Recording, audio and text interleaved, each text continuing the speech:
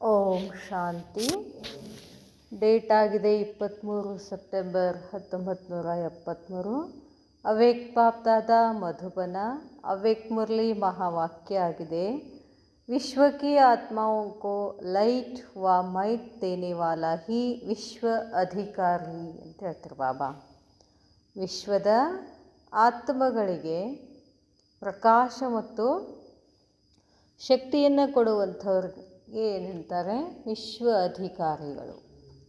ಈ ಸಂಗಮ ಯುಗದಲ್ಲಿ ನಾವ್ಯಾರು ಆತ್ಮಗಳು? ಇಡೀ ಆತ್ಮಗಳಿಗೆ ಪ್ರಕಾಶ ಅಂತಂದ್ರೇನು? ಅವರು ಅಂಧಕಾರದಲ್ಲಿದ್ದಾರಲ್ಲ, ನನ್ನ ದೇಹ ಅನ್ನೋ ಅಂಧಕಾರದಲ್ಲಿ ಮುಳುಗಿ ಹೋಗಿದ್ದಾರೆ. ನಾವೇನು ಮಾಡಬೇಕು? ಅವ್ರಿಗೆ ಸೌಜ್ರ ತೋರಿಸ್ಬೇಕು. ಅಂದರೆ ನೀವು ದೇಹ ಅಲ್ಲ, ನಾವೆಲ್ಲ ಆತ್ಮಗಳಿದ್ದೀವಿ ಅಂತ. ನಾನು ಆತ್ಮ ಅನ್ನೋ ತಿಳುವಳಿಕೆನೇ ಪ್ರಕಾಶ.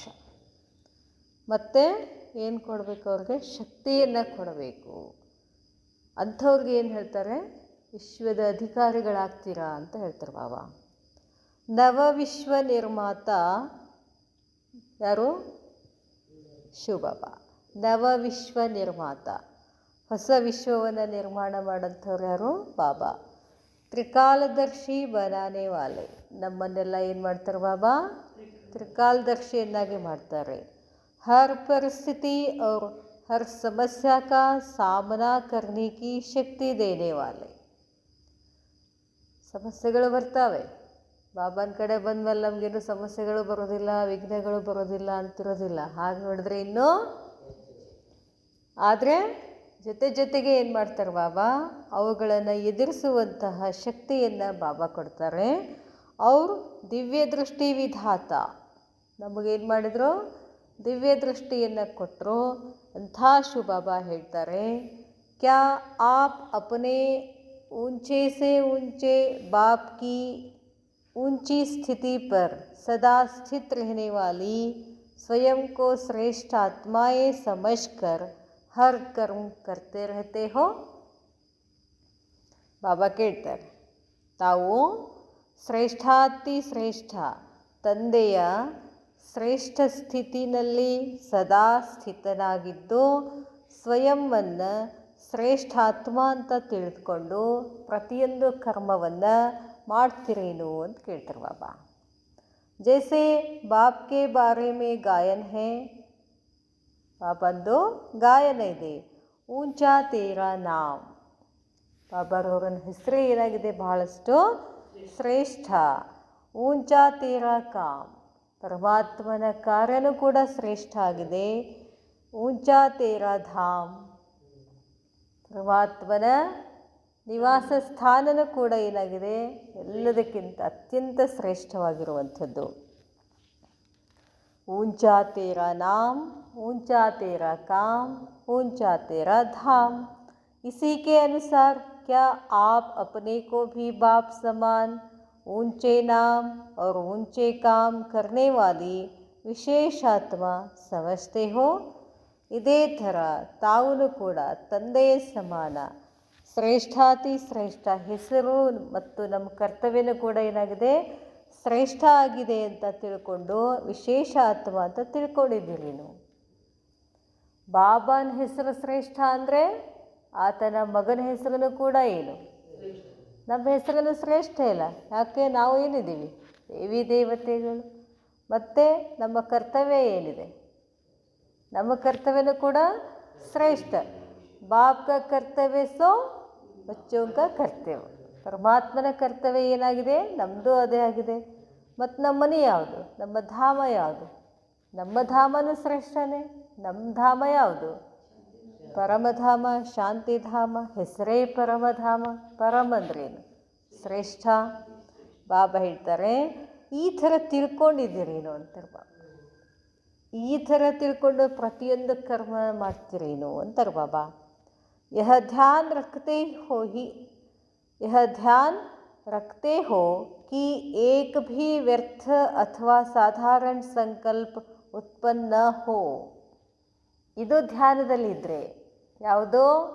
ನಾಮ್, ಕಾಮ್, ಧಾಮ್. ನಮ್ಮ ಹೆಸರೇನು? ನಮ್ಮ ಕರ್ತವ್ಯ ಏನು? ನಮ್ಮ ಮನೆ ಏನು? ಈ ಧ್ಯಾನ ಇದು ನೆನಪಿದ್ರೆ ವ್ಯರ್ಥ ಮತ್ತು ಸಾಧಾರಣ ಸಂಕಲ್ಪ ಉತ್ಪನ್ನ ಆಗಲಿಕ್ಕೆ ಸಾಧ್ಯ ಏನು ಅಂತ ಕೇಳ್ತಾರೆ ಬಾಬಾ.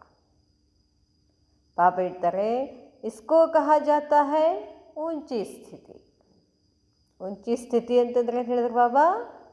ಮೇರಾ ಕಾಮ್, ಮೇರಾ ನಾಮ್, ಮೇರಾ ಧಾಮ್ ಏನಿದೆ ಶ್ರೇಷ್ಠ ಇದೆ ಅನ್ನೋ ಸ್ಥಿತಿನೇ ಶ್ರೇಷ್ಠ ಸ್ಥಿತಿ.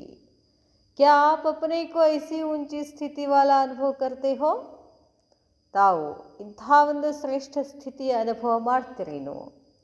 जब तक व्यर्थ संकल्प बोल या कर्म है तब तक श्रेष्ठ नहीं बन सकते हो. ಎಲ್ಲಿವರೆಗೂ ಬಾಬಾ ಹೇಳ್ತಾರೆ, ಸಂಕಲ್ಪ, ಮಾತು, ಕರ್ಮ ವ್ಯರ್ಥ ಇತ್ತು ಅಂದರೆ ನೀವು ಬೆಸ್ಟ್ ಆಗೋದಿಲ್ಲ ಅಂತಾರೆ ಬಾಬಾ. ಯಾ ತೋ ಬೆಸ್ಟ್ ಹೇ ಯಾ ಫಿರ್ ವೇಸ್ಟ್ ಹೇ. ಒಂದು ಬೆಸ್ಟ್ ಆಗಿದ್ದೀರಾ ಅಥವಾ ವೇಸ್ಟ್ ಆಗಿದ್ದೀರಾ. ಯಾವಾಗ ಬೆಸ್ಟ್ ಆಗ್ತೀವಿ? ಊಂಚೆ ಊಂಚೆ ನಾಮ್, ಊಂಚೆ ಊಂಚೆ ಕಾಮ್, ಊಂಚೆ ಊಂಚೆ ಧಾಮ್. ಮೂರು ನೆನಪಿರಬೇಕು. ಇವು ಮೂರು ನೆನಪಿದ್ರೆ ಏನಾಗ್ತದೆ? ನಾಲೆಜ್ಫುಲ್, ಪವರ್ಫುಲ್, ಲವ್ಫುಲ್ ಆಗ್ತೀವಿ. ಅಲ್ಲಿಗೆ ಎಲ್ಲವೂ ಯಶಸ್ಸು. ಯಾವಾಗ ಯಶಸ್ಸಾಗ್ತದೆ ನಾವೇನಾಗ್ತೀವಿ? ದಿ ಬೆಸ್ಟ್ ಆಗ್ತೀವಿ. ಇಲ್ಲ ಅಂದರೆ ವೇಸ್ಟ್ ಅಂತ ಹೇಳ್ತಾರೆ ಬಾಬಾ. ಬಾಬಾ ಹೇಳ್ತಾರೆ, ಜೈಸೆ ದಿನ್ ಹೈ ತೋ ರಾತ್ ನಹಿ, ರಾತ್ ಹೈ ತೋ ದಿನ್ ನಹಿ. ಹಗಲಿದ್ರೆ ರಾತ್ರಿ ಇಲ್ಲ, ರಾತ್ರಿ ಇದ್ದರೆ ಹಗಲಿಲ್ಲ. ಬೆಸ್ಟ್ ಇದ್ದರೆ ವೇಸ್ಟ್ ಇಲ್ಲ, ವೇಸ್ಟ್ ಇದ್ದರೆ ಬೆಸ್ಟ್ ಇಲ್ಲ. ಬಾಬಾ ಹೇಳ್ತಾರೆ, ವಹಾ ಬೆಸ್ಟ್. ಬಾಬಾ ಹೇಳ್ತಾರೆ, जैसे दिन है तो रात नहीं, रात है तो दिन नहीं, वैसे ही जहाँ वेस्ट होता है वहाँ बेस्ट नहीं बनता है. बन सकते हो तो बेस्ट बनने के लिए क्या करना? बेस्ट बनने के लिए क्या करना? वेस्ट को ख़त्म करना पड़ेगा. ಬೆಸ್ಟ್ ಆಗಬೇಕು ಅಂತಂದರೆ ನಾವೇನಾಗಬೇಕು? ವೇಸ್ಟನ್ನು ನಾಶ ಮಾಡಬೇಕು. ಮನೆ ಸ್ವಚ್ಛ ಆಗಿರಬೇಕು ಅಂದರೆ ಏನು ಮಾಡ್ತಾರೆ? ಮನೆಯೊಳಗೆ ಏನು ವೇಸ್ಟೇಜ್ ಸಾಮಾನುಗಳಿದಾವೋ ಏನು ಮಾಡ್ತೀವಿ? ಹೊರಗೆ ಹಾಕ್ಬಿಡ್ತೀವಿ. ಆವಾಗನೇ ಮನೆ ಏನು ಕಾಣಿಸ್ತು? ಹಂಗೆ ಈ ಮನೆಯೊಳಗೆ, ಆತ್ಮನ ಮನೆಯೊಳಗೆ, ಮನಸ್ಸಿನ ಮನೆಯೊಳಗೆ ಏನೇನಿದಾವೋ ವೇಸ್ಟ್ ಇದಾವೆ. ಎಲ್ಲಿವರೆಗೂ ವೇಸ್ಟ್ ತೆಗೆಯೋದಿಲ್ವೋ ಅಲ್ಲಿವರೆಗೆ ನಾವೇನಾಗೋದಿಲ್ಲ? ಬೆಸ್ಟ್ ಆಗೋದಿಲ್ಲ ಅಂತಾರೆ ಬಾಬಾ. ಬಾಬಾ ಹೇಳ್ತಾರೆ, तो बेस्ट बनने के लिए वेस्ट को ख़त्म करना पड़ेगा. जब वेस्ट ख़त्म हो जाएगा तब अनुभव करोगे कि आत्मा कैसा भी कार्य करती हुई, कैसे भी वातावरण अथवा परिस्थिति में रहती हुई और हंगामे होते हुए भी वो रेस्ट में है. बाबा ने जब वेस्ट ख़त्म हो जाएगा, ಯಾವಾಗ ನಮ್ಮ ಮನಸ್ಸಿನಲ್ಲಿ ವೇಸ್ಟ್ ಖತಮ್ ಆಯಿತು ಆವಾಗ ಅನುಭವ ಮಾಡ್ತದೆ ಆತ್ಮ. ಏನು ಅನುಭವ ಮಾಡ್ತದೆ? ಕೈಸಾ ಭೀ ಕಾರ್ಯ ಕರ್ತಿ ಹುಯಿ, ಎಂಥ ಕಾರ್ಯ ಇದ್ರೂ ಮಾಡ್ತಾಯಿದ್ರು ಕೂಡ, ಎಂಥ ವಾತಾವರಣ ಇದ್ದರೂ ಕೂಡ, ಎಂಥ ಪರಿಸ್ಥಿತಿನಲ್ಲಿನೂ ಕೂಡ, ಎಂಥ ಹಂಗಾಮ ಆಗ್ತಿದ್ರೂ ಕೂಡ ಆತ್ಮ ಆರಾಮಾಗಿರ್ತದಂತೆ. ಹಂಗಂದ್ರೆ ಬೇಕಾ ನಮಗವೆಲ್ಲ? ಯಾಕೆ ಬಿಡಾಕತ್ತಿಲ್ಲ? ಏನು ಹರ್ಕತ್ತಿರ್ಬೇಕು ನಮಗವೆಲ್ಲ ತಲೆಗೆ ಹಾಕ್ಕೊಳ್ಳಿಕ್ಕೆ? ಯಾಕೆ ಹಂಗೆ ಆಗ್ತದೆ? ಯೋಗದ ಶಕ್ತಿ ಕಡಿಮೆ ಇರ್ತದೆ.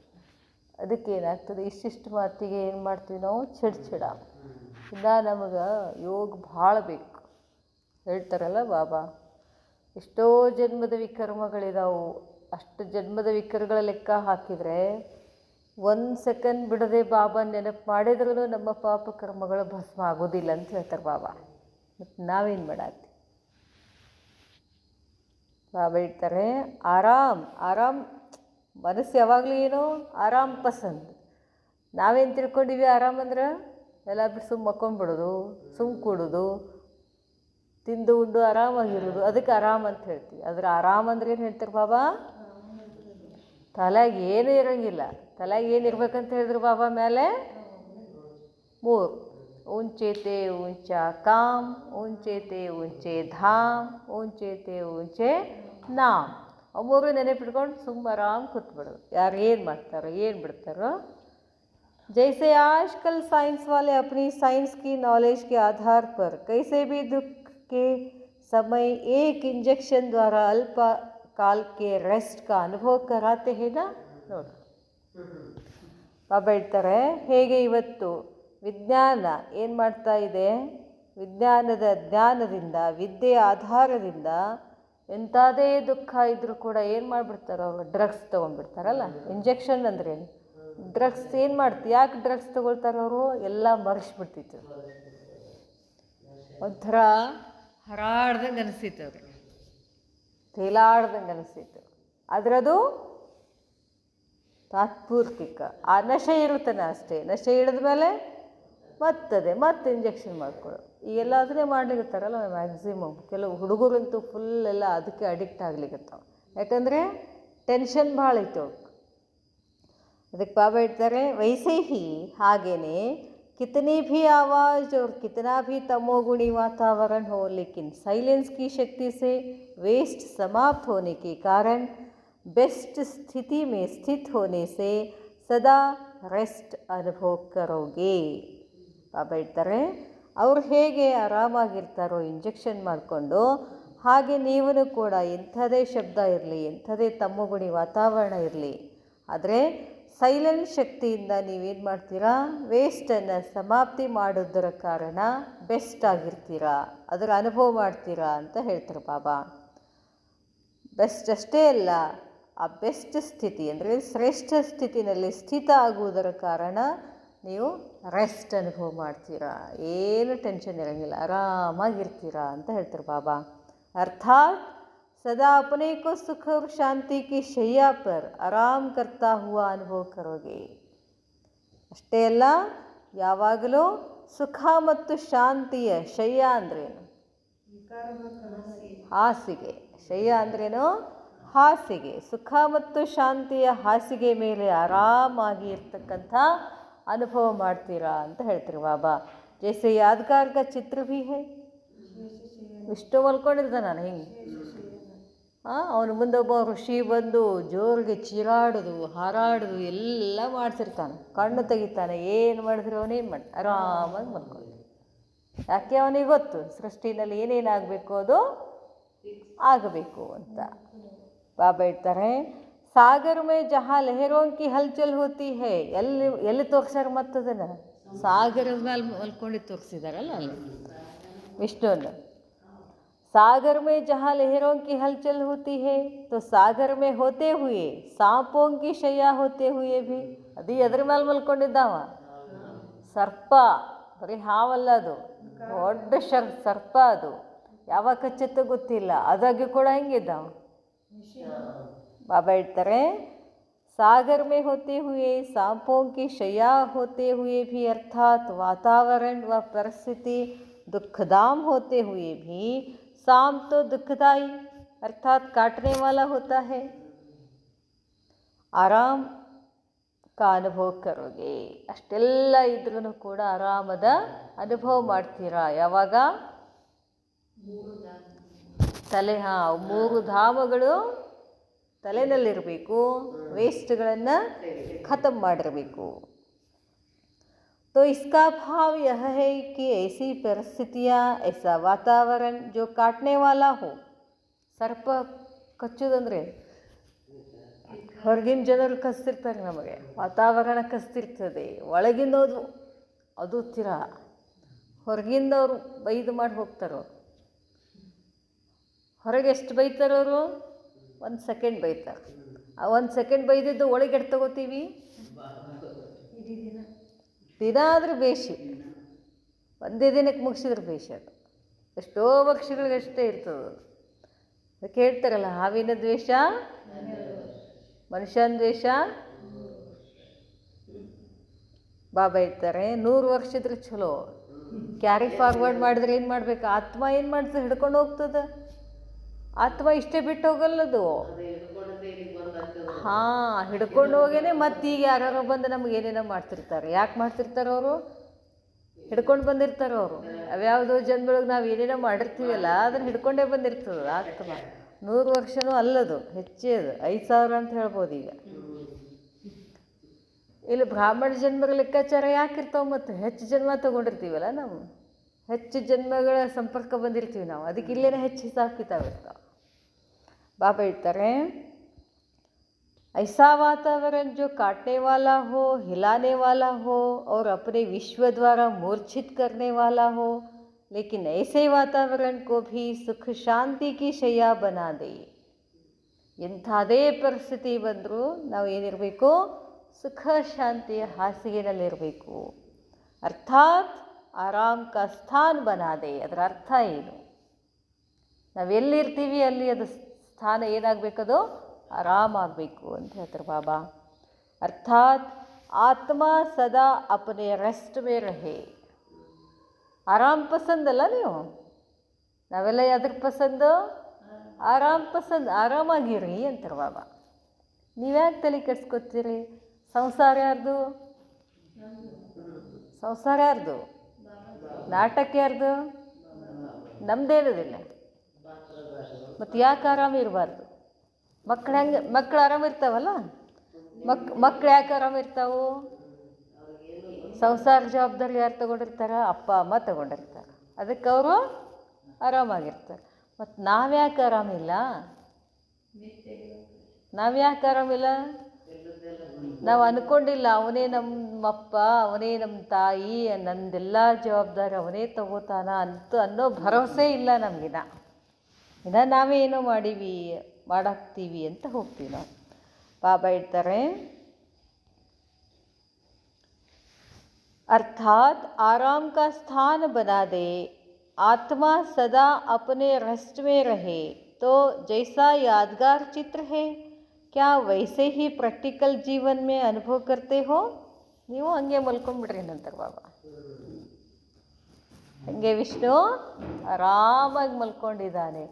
ಸಮುದ್ರ ಬರಲಿ, ನನಗೆ ಕೊಚ್ಕೊಂಡು ಹೋಗಲಿ, ಹಾವಿರಲಿ, ಯಾರು ಚುಚ್ಚಲಿ, ಬೈಲಿ, ಅನ್ನಲಿ, ಮರ್ಯಾದೆ ತೆಗಿಲಿ, ಏನು ಮಾಡಿದ್ರು ಇರಂತಾರೆ ಬಾಬಾ. ಆರಾಮ್, ಆರಾಮ್, ಆರಾಮ್, ಆರಾಮ್. ರಾಮನ ಹತ್ರ ಬಂದ್ರೆ ನಾವೇನಾಗಿರ್ತೀವಿ? ಆರಾಮ್. ಬಾಬಾ ಹೇಳ್ತಾರೆ,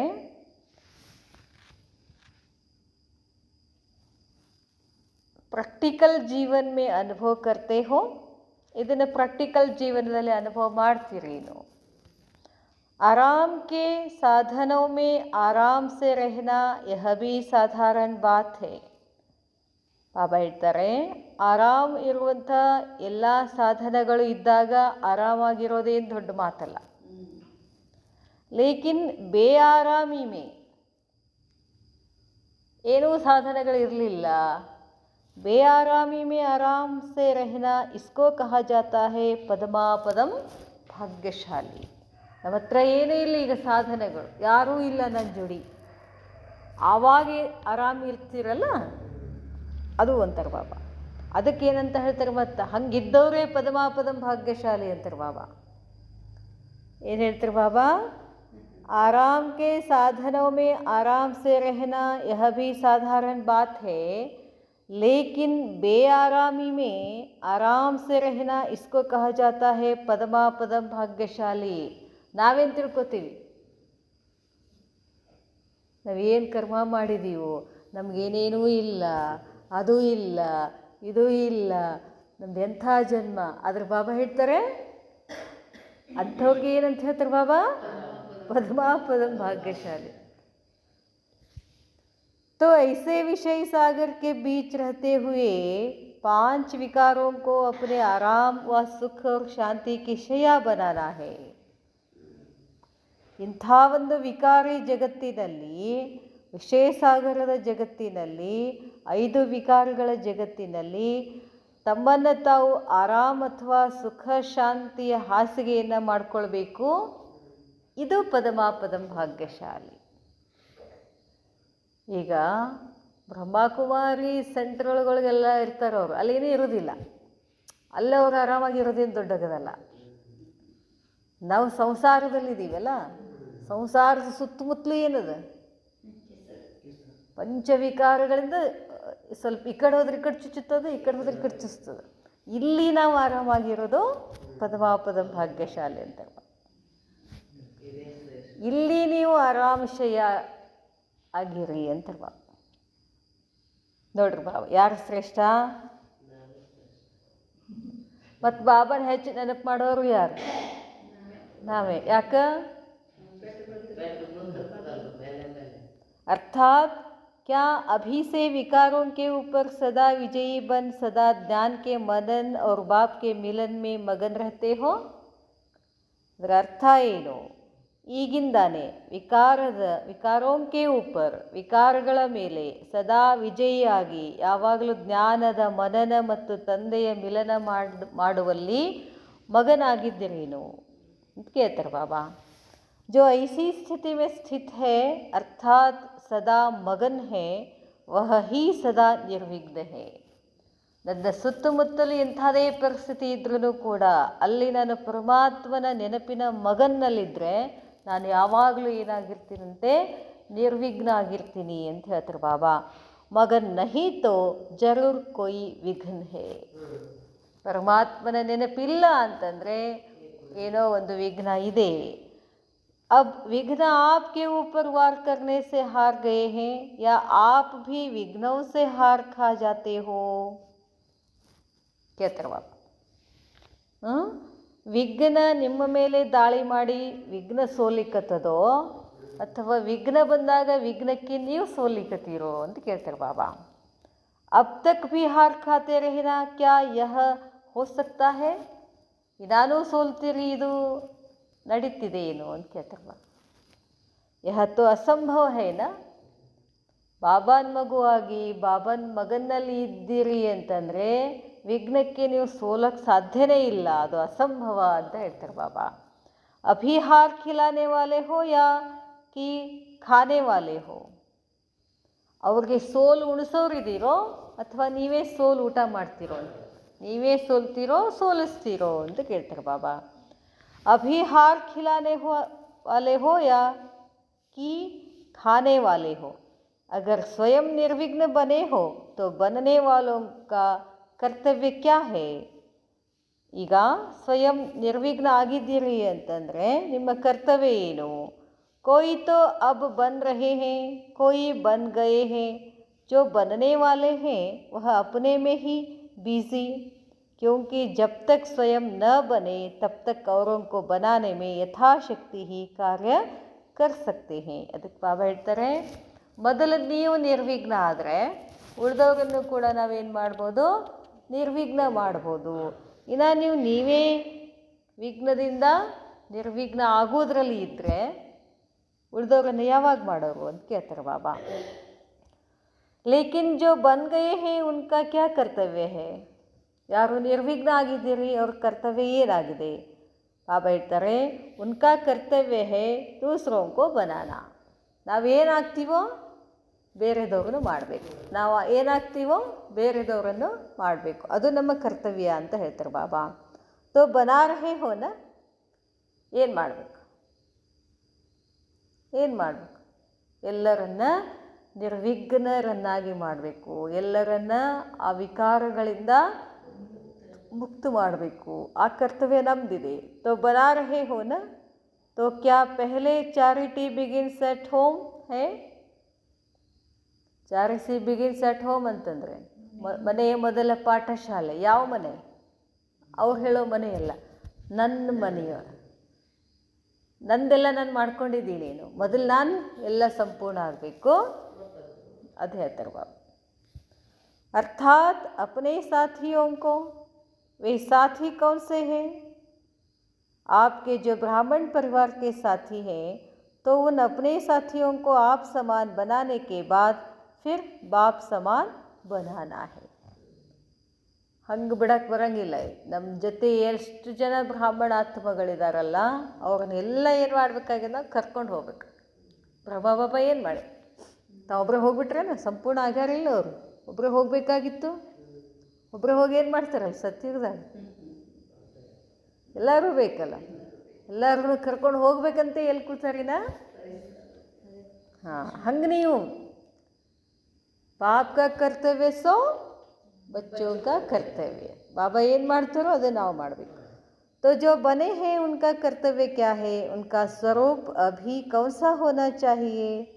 ಯಾರಿಗೇನು ಆಗಿದ್ದೀರೋ ಅದರ ಕರ್ತವ್ಯ ಏನು, ಸ್ವರೂಪ ಯಾವುದಾಗಿದೆ, ಏನಾಗಬೇಕು? ಕಿಸಿನೇ ಉತ್ತರ ದಿಯಾ, ಯಾರೋ ಉತ್ತರ ಕೊಟ್ಟರು, ಏನು? ವಿಘ್ನ ವಿನಾಶಕ್ ಬನನ. ನಾನು ನಿರ್ವಿಘ್ನ ಆಗಬೇಕು, ಇನ್ನೊಬ್ಬರದ ವಿಘ್ನ ವಿನಾಶ ಮಾಡಬೇಕು. ವಿಘ್ನ ವಿನಾಶಕ್. ಅದಕ್ಕೆ ಪೂಜೆ ಯಾರು ಜಾಸ್ತಿ ಇದೆ? ಏನೇ ಮಾಡಿದ್ರೂ ಮೊಟ್ಟ ಮೊದಲ ಪೂಜೆ ಯಾರ್ದು? ವಿಘ್ನ ವಿನಾಶಕ ಯಾರು ಪೂಜೆ ಇದು? ಇಲ್ಲಿ ಸಂಗಮ ಯುಗದಲ್ಲಿ ನಾವು ಎಲ್ಲರ ವಿಘ್ನಗಳನ್ನು ನಾಶ ಮಾಡಿದ್ದೀವಿ ಅಂತ ಅವನ ಪೂಜೆ ಆಗ್ತದೆ. ಅಚ್ಚಾ, ವಿಘ್ನ ವಿನಾಶಕ ಕೈಸೆ ಬನೆಂಗೆ? ಆಯಿತು, ವಿಘ್ನ ವಿನಾಶಕ ಆಗಬೇಕು. ಹೆಂಗಾಗೋದು? ಬಾಬಾ ಹೇಳ್ತಾರೆ, तो किस रूप से संहार करेंगे कि जिससे सहज ही विश्व की सेवा कर सको? ಯಾವ ರೂಪದಲ್ಲಿ ವಿಘ್ನಗಳನ್ನು ಸಂಹಾರ ಮಾಡ್ತೀರಾ? ಸಹಜವಾಗಿ ವಿಶ್ವದ ಸೇವೆಯನ್ನು ಮಾಡಬಹುದು. ವಹ ರೂಪ ಕೌನ್ ಸಾ ಹೇ? ಅದು ಯಾವ ರೂಪದಿಂದ ವಿಘ್ನ ವಿನಾಶ ಮಾಡಬೇಕು? ಓಹೇ ಓಹೇ ಡಬಲ್ ಲೈಟ್ और ಮೈಟ್ ಹೌಸ್ ಕಾ. ವಿಘ್ನ ವಿನಾಶ ಯಾವಾಗ ಆಗ್ತಾವಂತೆ? ನಾನು double light house, might house. Double light house ಅಂದರೆ ಪವಿತ್ರತಾ, ಹಗುರತ, ಪ್ರಕಾಶ, ಶಕ್ತಿ ಸ್ವರೂಪ ಆಗಬೇಕು. ಡಬಲ್ ಕ್ಯೂ ಕಹ? ಲೈಟ್ ಹೌಸ್ ಮೈಟ್ ಹೌಸ್ ಅಂತಷ್ಟೇ ಹೇಳಬೇಕಾಗಿತ್ತಲ್ಲ ಬಾಬಾ. ಡಬಲ್ ಯಾಕೆ ಹೇಳಿದರು? ಕ್ಯೋಂಕಿ ಆಪ್ಕೋ ದೋ ಕಾರ್ಯ ಕರ್ನೆ ಹೇ. ನೀವು ಎರಡು ಕಾರ್ಯಗಳನ್ನು ಮಾಡ್ಕೋಬೇಕು. ಏನು? किसी को मुक्ति का रास्ता बताना है और किसी को जीवन मुक्ति का रास्ता बताना है. ಕೆಲವ್ರಿಗೆ ಮುಕ್ತಿ ಮಾರ್ಗ ಹೇಳಬೇಕಾಗಿದೆ, ಇನ್ನು ಕೆಲವ್ರಿಗೆ ಜೀವನ್ ಮುಕ್ತಿ ಮಾರ್ಗ. ಏಕ್ ಹಿ ರಾಸ್ತಾ ನಹಿ ಬಲ್ಕಿ ದೋ ರಾಸ್ತೆ ದಿಖಾನೆ ಹೇ. ಒಂದೇ ರಾಸ್ತೆ ಹೇಳೋದಿಲ್ಲ, ಎರಡು ಮಾರ್ಗಗಳನ್ನು ಹೇಳಬೇಕಾಗ್ತದೆ. ಬಾಬಾ ಹೇಳ್ತಾರೆ, और एक ही रास्ता नहीं बल्कि दो रास्ता दिखाने हैं और हर एक आत्मा को अपने अपने ठिकाने लगाना है. ಎಲ್ಲ ಪ್ರತಿಯೊಂದು ಆತ್ಮಗಳಿಗೆ ಅವರ ಸ್ಥಾನ ತೋರಿಸ್ಬೇಕಾಗಿದೆ. ಸ್ಥಾನ ತೋರಿಸಿ ಯಾವ ಮಾರ್ಗದಲ್ಲಿ ಹೋಗಬೇಕು ಅಂತ ಅವ್ರಿಗೆ ಮಾರ್ಗವನ್ನು ತೋರಿಸ್ಬೇಕಾಗ್ತದೆ. ಏಕ್ ಹಿ ರಾಸ್ತಾ ನಹಿ, ಒಂದೇ ಇಲ್ಲ. ಬಾಬಾ ಹೇಳ್ತಾರೆ, ತೋ ಜೋ ಬನೆ ಹೇ ಉನ್ಕಾ ಸ್ವರೂಪ್ अब डबल लाइट और माइट होना चाहिए. ಯಾರು ಆಗಿದ್ದೀರೋ ಅವ್ರ ಸ್ವರೂಪ ಏನಾಗಬೇಕಾಗಿದೆ? डबल डबल ಆಗಬೇಕಾಗಿದೆ. ताकि एक स्थान पर होते हुए भी चारों ओर अपने लाइट और माइट के आधार से भटकी हुई आत्माओं को ठिकाने दे देवे. ಇಲ್ಲೇ ಕೂತ್ಕೊಂಡು ನಾಲ್ಕು ಕಡೆ ಸುತ್ತಲು, ನಾಲ್ಕು ಯಾಕೆ 10 ಕಡೆ ಅಂತ ಹೇಳಬೇಕೀಗ ನಾವು. ದಿಕ್ಕೆಷ್ಟಿದಾವೆ? 8 ದಿಕ್ಕಿದಾವೆ. 4 ಅಂದರೆ ಹಿಂಗೆ ಹಿಂಗೆ ಹಿಂಗೆ ಮಾಡಿದ್ರೆ ಮತ್ತು ಮೂಲಿ ಉಳ್ಕೊತದ. ಮತ್ತು ಇಷ್ಟೇ ಅಲ್ಲದೆ ಕೆಳಗೆ ಮ್ಯಾಲೇ ಮಾಡ್ಬೇಕು. ದಶ ದಿಶಾವೊಮ್ಮೆ ಅಂತ ಹೇಳ್ಬೋದು. ಅಷ್ಟೂ ಕಡೆ ನಮ್ಮ ಶಕ್ತಿಯನ್ನು ಏನು ಮಾಡಬೇಕು? ಕಳಿಸಿ ಅವರನ್ನು ತಗೊಂಡು ಬರಬೇಕು. ठिकाना ತೋರಿಸ್ಬೇಕು. ಸ್ಥಾನ ಎಲ್ಲಿದೆ? ಅವ್ರೇನು ಮಾಡ್ಲಿರ್ತಾರೆ? ಎಲ್ಲದ ನನ್ನ ಮನೆ, ಎಲ್ಲಿ ನನಗೆ ಸಿಗತ್ತಂತ ಏನು ಮಾಡ್ತಿರ್ತಾರೆ? ಅಲ್ಲಿ ಹೋದೆ, ಇಲ್ಲಿ ಹೋದೆ, ಇಲ್ಲಿ ಬಂದೆ, ಅಲ್ಲಿ ಬಂದೆ. ಅವ್ರಿಗೆ ಸಿಗಾಕತ್ತೇ ಇಲ್ಲ ಇನ್ನು. ಅದಕ್ಕೆ ಬಾಬಾ ಹೇಳ್ತಾರೆ, ತೋ ಕ್ಯಾ ಇಸ್ ಕಾರ್ಯ ಮೇ ಬ್ಯುಸಿ ಹೋ? ಈ ಕಾರ್ಯದಲ್ಲಿ ಬ್ಯುಸಿ ಆಗಿದ್ದೀರೇನು? ಕವಿತಕ್ಕ ಯಾವ ಕಾರ್ಯದಲ್ಲಿ ಬ್ಯುಸಿ ಆಗಬೇಕೋ? ಈ ಕಾರ್ಯದಲ್ಲಿ. ಯಾವ ಕಾರ್ಯದಲ್ಲಿ? ಎಲ್ಲ ಆತ್ಮಗಳನ್ನ ಹಿಡ್ಕೊಂಡು ಎಳ್ಕೊಂಡು ಬರಬೇಕು. ಹೆಂಗೆ? ಕೈ ಹಿಡ್ದಲ್ಲ, ಅಮೃತ ವೇಳೆಯಲ್ಲಿ ಇಡೀ ವಿಶ್ವಕ್ಕೆ ಶಕ್ತಿಯನ್ನು ಕೊಟ್ಟು ಎಲ್ಲ ಆತ್ಮಗಳನ್ನು ನಾವೇನಾಗಬೇಕು ಇವಾಗ? ಚುಂಬಕ ಆಗಬೇಕು. ಬಾಬಾ ಹೇಳ್ತಾರೆ, सिर्फ लाइट से भी काम न होगा और सिर्फ माइट से भी काम नहीं होगा. ಎರಡೂ ಬೇಕಂತಾರೆ ಬಾಬಾ. ಪ್ರಕಾಶನೂ ಬೇಕು, ಶಕ್ತಿನೂ ಬೇಕು. ಪ್ರಕಾಶ ಅಂದರೆ ಜ್ಞಾನದ ಬೆಳಕು ಕೊಡಬೇಕು, ಯೋಗದ ಶಕ್ತಿನೂ ಕೊಡಬೇಕು. ಹೇಳ್ತಾರೆ ಬಾಬಾ, दोनों का बैलेंस जब ठीक होगा तब सब अंधों की औलाद अंधों को अपनी लाइट और माइट के द्वारा कौन सा वरदान देंगे. ಬಾಬಾ ಹೇಳ್ತಾರೆ, ಅಂಧೋಂ ಕಿ ಔಲಾದ್ ಎಲ್ಲಿ ಬರ್ತದೆ ಇದು? ಮಹಾಭಾರತದಲ್ಲಿ ಬರ್ತದೆ. ಧೃತರಾಷ್ಟ್ರ ಏನಿದ್ದ? ಕುರುಡಿದ್ದ. ಅವನ ಮಕ್ಕಳು ಏನಿದ್ರು? ಕುರುಡ ಅಂದರೆ ಏನು? ಅಧರ್ಮದಲ್ಲಿದ್ದರು. ಅಧರ್ಮಕ್ಕೆ ನಾವೇನಂತೀವಿ? ಕುರುಡ ಅಂತ ಹೇಳ್ತೀವಿ. ಅದೇ ನಮ್ಮದೇ ಯಾದ್ಗಾರ್ ಅದು ಅಂತ ಹೇಳ್ತಾರೆ ಬಾಬಾ. अंधों की औलाद अंधे हैं, अपनी लाइट और माइट के द्वारा कौन सा वरदान देंगे और वे वरदान में क्या प्राप्त करेंगे? Divine insight. ಬಾಬಾ ಹೇಳ್ತಾರೆ, ತಮ್ಮ ಪ್ರಕಾಶ ಮತ್ತು ಶಕ್ತಿಯ ಮುಖಾಂತರ ಯಾವ ವರದಾನ ಕೊಡ್ತೀರಾ ಆ ವರದಾನದಲ್ಲಿ ಏನು ಪ್ರಾಪ್ತಿ ಆಗ್ತದೆ ಹೇಳ್ತಾರೆ ಬಾಬಾ. ಡಿವೈನ್ ಇನ್ಸೈಟ್, ದೈವಿ ಶಕ್ತಿ. ಎಲ್ಲಿ? ಒಳಗಡೆ, ಆತ್ಮನ ಒಳಗಡೆ ಏನು ಸಿಗ್ತದೆ? ದೈವಿ ಶಕ್ತಿ ಬರ್ತದೆ. ಅರ್ಥಾತ್ ಉನ್ಹೇ ತೀಸರೆ ನೇತ್ರಕ ವರದಾನ್. ಡಿವೈನ್ ಇನ್ಸೈಟ್ ಅಂತಂದ್ರೇನು? ಮೂರನೆಯ ಕಣ್ಣು ಅಂತ ಹೇಳ್ತಾರೆ ಬಾಬಾ. ಆ ವರದಾನ ಕೊಡಿ. वैसे भी नेत्रदान सबसे श्रेष्ठ दान कहा जाता है. ಹೊರಗಡೆ ಏನು ಹೇಳ್ತಾರೆ? ನೇತ್ರದಾನ ಮಹಾದಾನ. ನೇತ್ರ ನಹಿ ತೋ ಜಹಾನ್ ನಹಿ. ಕಣ್ಣಿಲ್ಲ ಅಂದರೆ ಏನು ನೋಡ್ತಾರೆ? ಸ್ವರ್ಗನೇ ಇಲ್ಲ. ಕಣ್ಣಿಲ್ಲ ಅಂದರೆ ಏನು? ಕುರುಡಂದ್ರೆ ಏನು ನೋಡ್ಬೇಕು ಅವ್ರು? ಏನು ನೋಡೋಕ್ಕೆ? ಈಗ ಅವ್ರಿಗೆ ಹೊರಗಿನವ್ರಿಗೆ ಕಣ್ಣೈತಿ. ಕಣ್ಣು ಯಾರಿಗೆ ಕೊಟ್ಟರು ಬಾಬಾ? ನಮಗೆ ಕಣ್ಣು ಕೊಟ್ಟಾಗ. ನಾವು ಸ್ವರ್ಗದಲ್ಲಿದ್ದೀವೋ, ಅವರು ಸ್ವರ್ಗದಲ್ಲಿದ್ದಾರೆ. ಅವರೆಲ್ಲ ಎಲ್ಲಿದ್ದಾರೆ? ಅಂಧಕ್ಕ ಕುರುಡರಾಗಿಬಿಟ್ಟಾರೆ. ಅವರು ದೇಹ ಅನ್ನೋ ಕುರುಡಿನಲ್ಲಿದ್ದಾರೆ. ನಮಗೆ ಬಾಬಾ ಜ್ಞಾನ ಅನ್ನೋ ಬೆಳಕಿನಲ್ಲಿ ತಗೊಂಡು ಬಂದರು. ಇದೇ ಪ್ರಕಾಶ. ಅದಕ್ಕೆ ಬಾಬಾ ಯಾವಾಗ ಜ್ಞಾನದ ಪ್ರಕಾಶದಲ್ಲಿರ್ತೀವೋ ನಮಗೆ ಅದೇನು?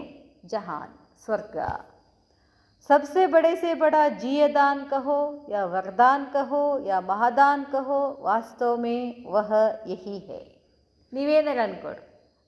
ಜೀಯದಾನ ಅಂತಾರೆ ಅಂದ್ಕೊಡ್ರಿ, ಅಂದರೆ ಜೀವದಾನ ಕೊಟ್ಟರು ಅಂತ ಅಂದ್ಕೊಡ್ರಿ, ಮಹಾದಾನ ಅಂತಾದರೂ ಹೇಳಿ, ವರದಾನ ಅಂತಾದರೂ ಹೇಳಿ. तो अंधों को डिवाइन इनसाइट या तीसरे नेत्र का दान दो, जिससे कि वह मुक्ति और जीवन मुक्ति के ठिकाने को देख भी सके.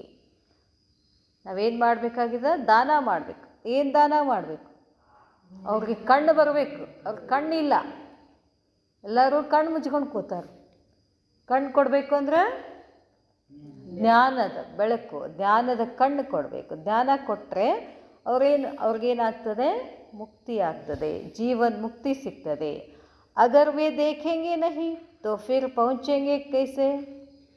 ಅವ್ರು ನೋಡಲಿಲ್ಲ ಅಂತಂದರೆ ಇಲ್ಲಿ ಹೆಂಗೆ ಬರ್ತಾರೆ? ಕಾಣಿಸ್ಬೇಕಲ್ಲ ಅವ್ರಿಗೂ. इसलिए डबल लाइट और माइट हाउस बन दोनों का बैलेंस ठीक रख हर आत्मा को तीसरे नेत्र का वरदान दो. ಅದಕ್ಕೆ ನೀವೇನಾಗಬೇಕೀಗ? ಡಬಲ್ ಲೈಟ್ ಮತ್ತು ಮೈಟ್ ಹೌಸ್ ಆಗಿ ಎಲ್ಲರಿಗೂ ಏನು ಮಾಡಬೇಕಾಗಿದೆ? ಮೂರನೇ ಕಣ್ಣಿನ ವರದಾನನೇ ಕೊಡಬೇಕು ಅಂತ ಹೇಳ್ತಾರೆ ಬಾಬಾ. ಮೂರನೇ ಕಣ್ಣಿನ ವರದಾನ ಅಂದ್ರೇನು? ಜ್ಞಾನ ಸ್ವರೂಪ ಭವ, ಶಕ್ತಿ ಸ್ವರೂಪ ಭವ, ಇದೆಲ್ಲ ಕೊಡಬೇಕು. ಬಾಬಾ ಹೇಳ್ತಾರೆ, ಯಹ ಹೇ ಶ್ರೇಷ್ಠ ಆತ್ಮಾओं का ಕರ್ತವ್ಯ. ನಮ್ಮ ಕರ್ತವ್ಯ ಏನೀಗ? ಜ್ಞಾನ ಕೊಡೋದು. सिर्फ अपने प्रति ही लाइट और माइट रखा तो लाइट हाउस नहीं कहलाएंगे. ನನಗೆ ಜ್ಞಾನ ಇದೆ, ನಾನು ಯೋಗ ಮಾಡ್ತೀನಿ, ನಂಗೆ ಶಕ್ತಿ ಇದೆ ಅಂತಂದ್ರೆ ನಡೆಯೋದಿಲ್ಲ ಅಂತಾರೆ ಬಾಬಾ. ಅವ್ರಿಗೆ ಲೈಟ್ ಹೌಸ್ ಅಂತ ಹೇಳಿದೆ. ಲೈಟ್ ಹೌಸ್ ಅಂದರೆ ಏನರ್ಥ? ನನ್ನಿಂದ ಎಲ್ಲರಿಗೂ ಬೆಳಕು ಕಾಣಿಸ್ಬೇಕು. ನಾನಷ್ಟೇ ಒಂದೇ ಸಣ್ಣ ಲೈಟ್ ಹಚ್ಕೊಂಡು ಕೂತ್ರೆ ಅದಕ್ಕೆ ಹೇಳ್ತಾರೆ ಲೈಟ್ ಹೌಸ್ ಅಂದರೆ ಏನು? ನಾನು ಬೆಳಗಕ್ಕತ್ರೆ ಎಲ್ಲರೂ ಬೆಳಕಿನಲ್ಲಿ ಇರಬೇಕು. ಅದಕ್ಕೆ ಲೈಟ್ हाउस. अगर अपने में लाइट और माइट है तो अपने साथियों को और विश्व की सर्वात्माओं को महादान दो और वरदान दो. अगर ಹೇಳ್ತಾರೋ ಬಾಬಾ, अगर कोई बल्ब चारों ओर रोशनी न फैलाए, सिर्फ जहाँ जग रहा है उस थोड़े स्थान पर ही लाइट दे, तो कहेंगे ना कि यह तो काम का नहीं है. ಅದೇ ಹೇಳ್ತಾರೆ ಬಾಬಾ. ಅಗರ್ ಕೋಯಿ ಬಲ್ಬ್, ಯಾವುದಾದ್ರೂ ಒಂದು ಬಲ್ಬ್ ಹಾಕಿದ ತಕ್ಷಣ ಅದು ದೂರ ದೂರ ತನಕ ಬೆಳಕು ಕೊಡಲಿಲ್ಲ, ಎಲ್ಲಿ ಹಾಕಿರ್ತೀವೋ ಅಷ್ಟೇ ಬೆಳಕು ಕೊಡ್ತು ಅಂತಂದ್ರೆ ಅದು ಏನು ಮಾಡುತ್ತೆ, ತೆಗೀರು ಉಪಯೋಗ ಇಲ್ಲ ಅಂತೇನು ಮಾಡ್ತಾರೆ, ತೆಗೆದುಬಿಡ್ತಾರೆ, ಅದು ಉಪಯೋಗಕ್ಕೆ ಇಲ್ಲ. ಕಿಸ್ ಕಾಮ್ ಕಾ ಅಂತ ಹೇಳ್ತಾರೆ, ಕಾಮ್ ಕ್ಯಾ ನಹಿ ಹೈ तो अपने को देखो कि क्या मैं स्वयं तक लाइट व माइट देने वाला बना हूँ या विश्व तक लाइट और माइट देने वाला बना हूँ. ನಾನು ಲೈಟ್ ಅಂತ ಹೆಂಗಿರಬೇಕು, ಇಡೀ ವಿಶ್ವಕ್ಕೆ ಬೆಳಕು ಬೀಳಬೇಕು.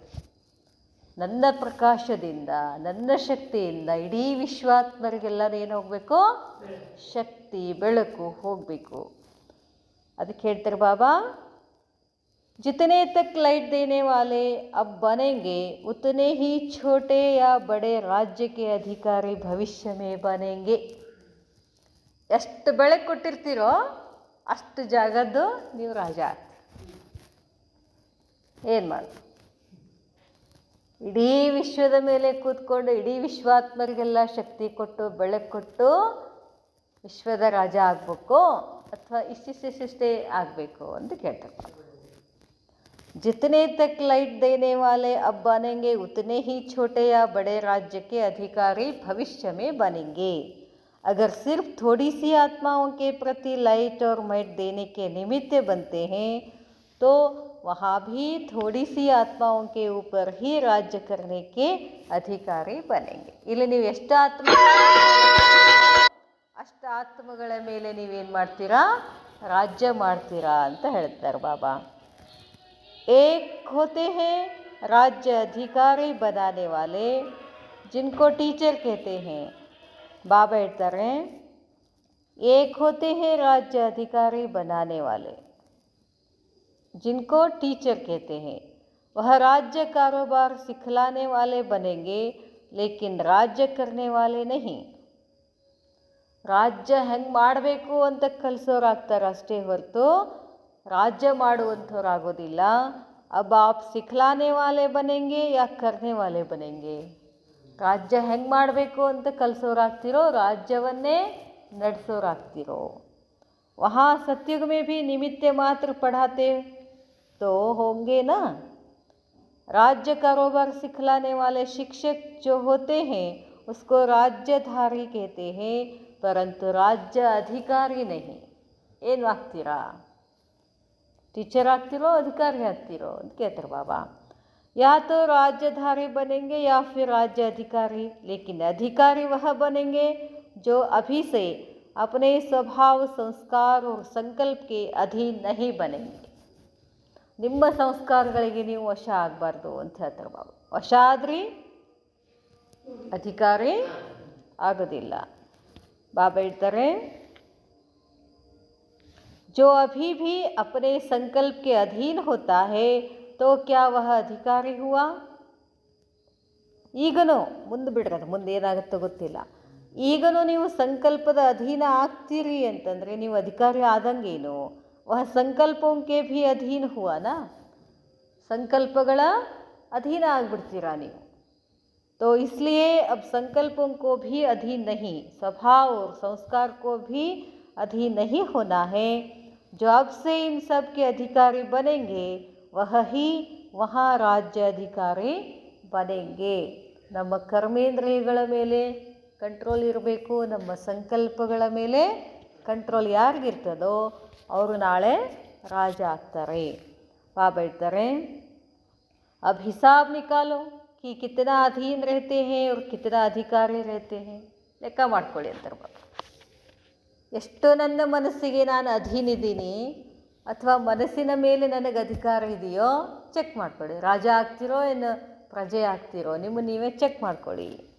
ಅಬ್ ಬಾಬಾ ಹೇಳ್ತಾರೆ, फिर उसकी रिजल्ट में स्वयं भी अपने भविष्य का साक्षात्कार कर सकते हो. ನಾ ಏನು ಹೇಳೋದೇ ಬೇಡ, ನೀವೇನಾಗ್ತೀರಿ ಅಂತ ನಿಮಗೆ ಗೊತ್ತಾಗ್ತದೆ ಅಂತಾರೆ ಬಾಬಾ.